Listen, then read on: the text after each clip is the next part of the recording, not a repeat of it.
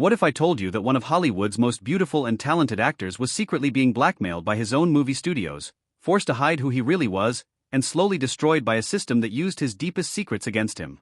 What if I told you that his tragic death wasn't really a heart attack like everyone thought, but actually the result of years of emotional torture and systematic abuse by the very people who made millions from his talent? Well, buckle up, because the real story of Montgomery Clift is more shocking, more heartbreaking, and more infuriating than anything you've ever seen in the movies, and the truth that's been hidden for over 60 years will absolutely blow your mind. Montgomery Clift wasn't just any actor. He was supposed to be the next big thing, the future of Hollywood, a man so talented and beautiful that he could have ruled the silver screen forever. But instead of living the glamorous life you'd expect, he became the victim of one of the most cruel and systematic destructions of a human being that Hollywood has ever seen. Born Edward Montgomery Clift on October 17, 1920, in Omaha, Nebraska, his story starts like a fairy tale but quickly turns into the darkest nightmare you can imagine. His family was rich at first, but his mother was absolutely obsessed with being fancy and acting like they came from royal blood or something. She forced little Monty to learn about art, books, and different languages, basically training him to be this perfect, cultured gentleman from the moment he could walk. But here's where things get crazy. When the stock market crashed in 1929, his family lost everything, and young Monty watched his whole world crumble around him.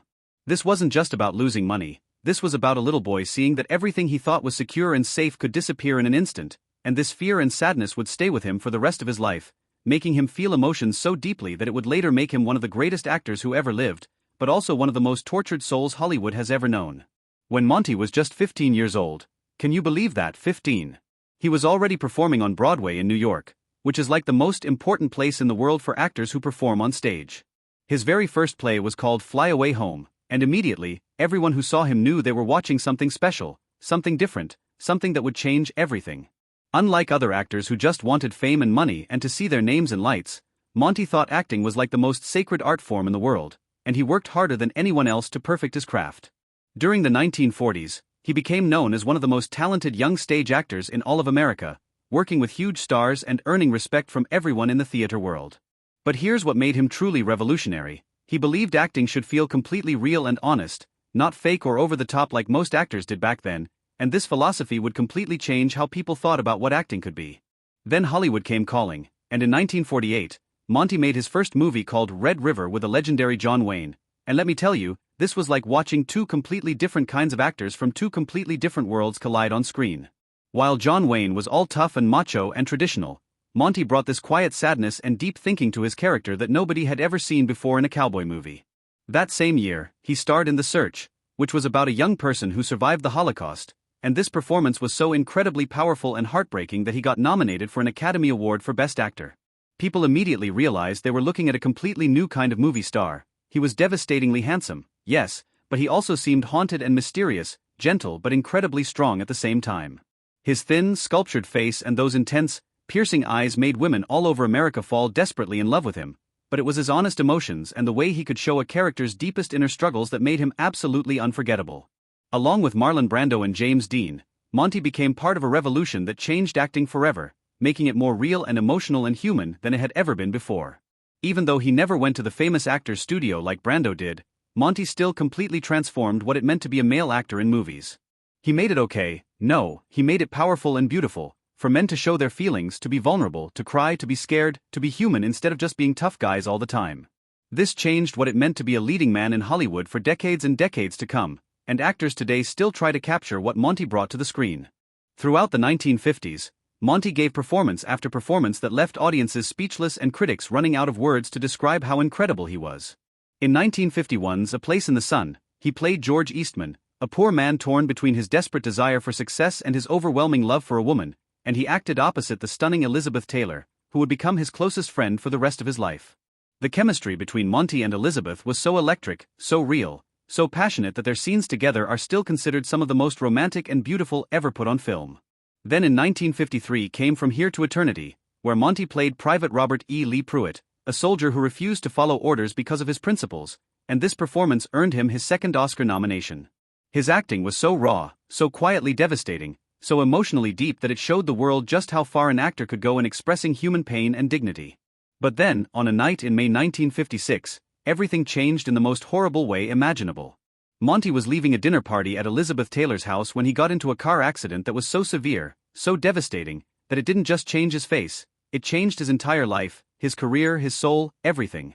The accident crushed his face so badly that he needed surgery after surgery after surgery to try to put it back together, but he would never look the same again. His once perfect, beautiful face was permanently changed, and the constant pain from his injuries made him start relying on drugs and alcohol just to get through each day.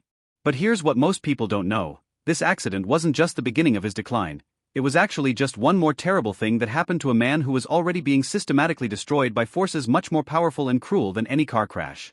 You see, what the public didn't know, what the newspapers didn't write about, what the movie studios desperately tried to hide, was that Montgomery Clift was living a double life that was slowly killing him from the inside out. In the 1950s, being gay or bisexual wasn't just frowned upon, it was actually illegal in many places. It could destroy your career instantly, it could make you a social outcast, and it could even land you in jail. Monty was attracted to both men and women, but he was forced to hide this part of himself from everyone except his closest friends, and the constant fear of being discovered, the constant need to lie about who he was, the constant pressure to pretend to be something he wasn't, was eating him alive day by day, hour by hour, minute by minute. Throughout his life, Monty had deep, passionate, loving relationships with several men that he had to keep completely secret from the world. One of his most significant relationships was with Jack Larson, the actor who played Jimmy Olsen in the Adventures of Superman TV show, and their connection was so much more than just friendship. It was a real, intense, romantic love affair during a time when admitting such a thing could end both of their careers forever. Another incredibly important relationship was with William Messina, a respected theater actor, and their love lasted for about 3 years, during which Messina was so devoted to Monty that he actually moved from Los Angeles to New York just to be close to him. When their relationship ended, Messina was so heartbroken that he reportedly tried to kill himself, showing just how deep and real their love had been. But perhaps the most emotionally intense and influential relationship of Monty's life was with Jerome Robbins, the legendary Broadway choreographer and director who created some of the most famous ballets and musicals in American history. Their love affair was described by people who knew them as passionate, intellectually stimulating, and emotionally charged, but it had to be kept secret from almost everyone, including many of their friends. The social pressures of that time forced them to publicly date women as a cover, protecting their privacy and careers but slowly destroying their souls. When Monty made the decision in 1948 to leave Robbins and New York behind to pursue movie stardom in Hollywood, Robbins was absolutely devastated by the loss, reportedly telling Monty that he could make him love him, showing just how desperate and deep his feelings were. What's absolutely incredible is that this relationship with Robbins actually changed American culture in ways that are still felt today, because according to actor Russ Tamblyn, Robbins credited Monty with inspiring the basic idea for West Side Story, when Monty suggested adapting Romeo and Juliet into a modern story about New York gangs. This means that one of the most beloved musicals in American history was born from the love between these two men, a love that had to be hidden from the world but was powerful enough to create art that would last forever. Monty also had relationships with other famous cultural figures, including a brief but intense romance with the celebrated writer Truman Capote, close friendships with author James Jones, who openly admitted he would have pursued an affair with Monty if given the chance, and connections with composers, playwrights, and other artists who understood and accepted him in a way that the general public never could. All of these relationships, mixing friendship, artistic collaboration, and romantic love, show us a man who was desperately seeking connection and acceptance while being forced to hide his true self from a world that would have destroyed him if they knew the truth. But here's where the story gets really dark, really shocking, and really infuriating. New evidence that has come to light in recent years, personal letters that were sealed for decades, private testimonies from people who knew the truth, and studio documents that were kept secret, reveals that Monty wasn't just struggling with hiding his sexuality from the public. He was actually being systematically blackmailed, manipulated, and controlled by the very people who were supposed to be helping his career.